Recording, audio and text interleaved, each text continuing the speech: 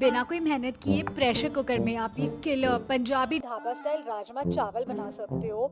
राजमा बनाना can be a piece of cake if you follow this recipe. सबसे पहले तेल और घी उठाओ, पानी बढ़िया जाए कोई। मम्मी, आपने मेरा फोन का चार्जर देखा है? मम्मी बताओ ना, चार्जर देखा है? उफ, क्या चाहिए? क्यों चाहिए? पूरा दिन फोन में लगी रहती है। यार मम्मी बताओ ना, अरे मेरा फोन डेड हो जाएगा। बेटा जी,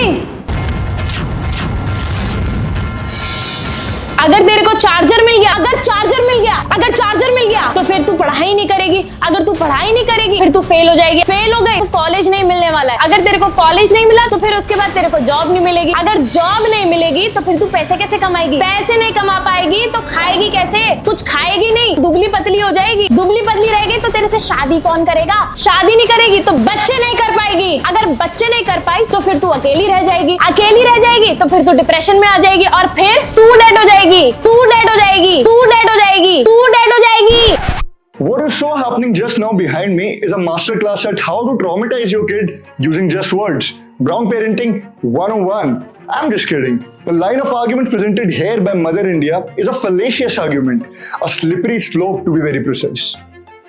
A slippery slope is a flawed argument that claims that a relatively first small step will inevitably lead to a chain of related, usually disastrous outcomes without actually showing how those outcomes will actually follow. It's when a team argues that if we allow X today, it will unavoidably result in Y, Z, and ultimately a catastrophe without actually providing any logical reasoning or evidence behind it as to why those intermediate steps will necessarily occur. The slippery slope that Mother India just glided on like a toddler on a brand new water slide started from being inattentive at school because of overusing your phone, Brown Parenting 101, and then went all the way to failing at exams and then inevitably to death, the disastrous outcome in this case. Now in politics, you might often hear something like, even if the government increases taxes by 1%, businesses will flee, economy will collapse, unemployment will skyrocket, and the investments will be null. Now let's be honest, the only thing that collapses that fast is a Nepalese government and not an entire economy.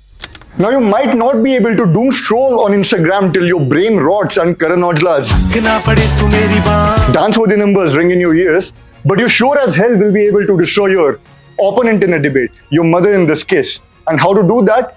Point out the fallacy that she is making. And in this case, it's the slippery slope fallacy.